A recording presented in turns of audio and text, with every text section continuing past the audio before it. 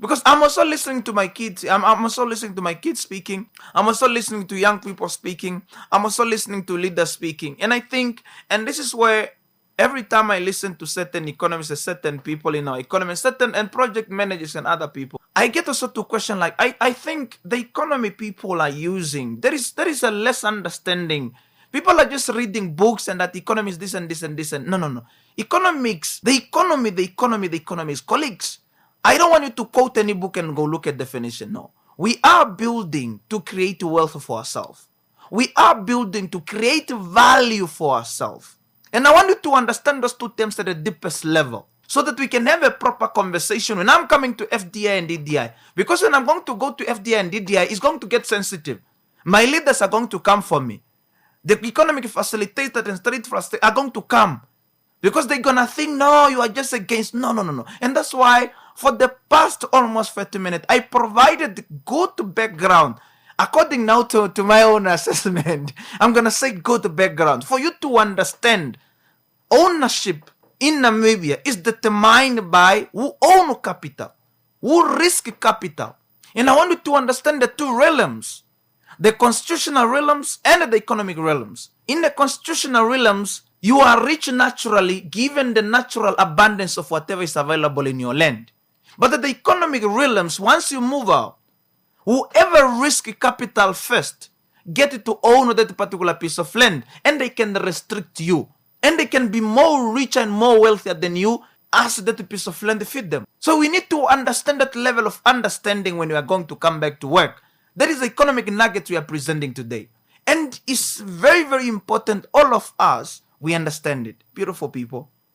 We need to understand it. And for us to understand that our economic structure was not built with the people, all of them agreeing that, okay, cool, okay, I'm going to move capital and get that. No, a bigger portion, I can even say 50%, and most of you can disagree with me, or even more than that. Most of the ownership of our economy is rooted in a colonial distribution of resources. So there was no really much capital movement back then. So that is still ahead.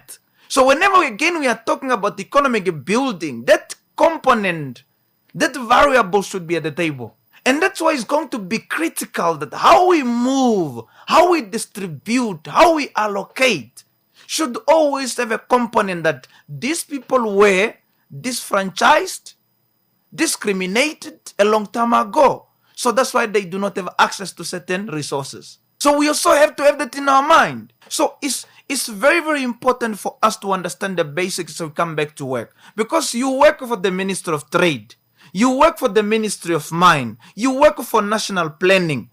And if you do not understand ownership of resources and value creation, you are the one who are going to be parading around. We are going to create employment because that is what you think the economy is all about. The economy is about creating wealth for ourselves and creating value for the Namibian people. I wanted to understand it. And ownership, whoever move capital, get it to own. Guys, it's not that the government gave permission. I wanted to understand this very well. Government did not give a permission to Kanjango just because, oh my goodness, Kanjango is such a dude. No.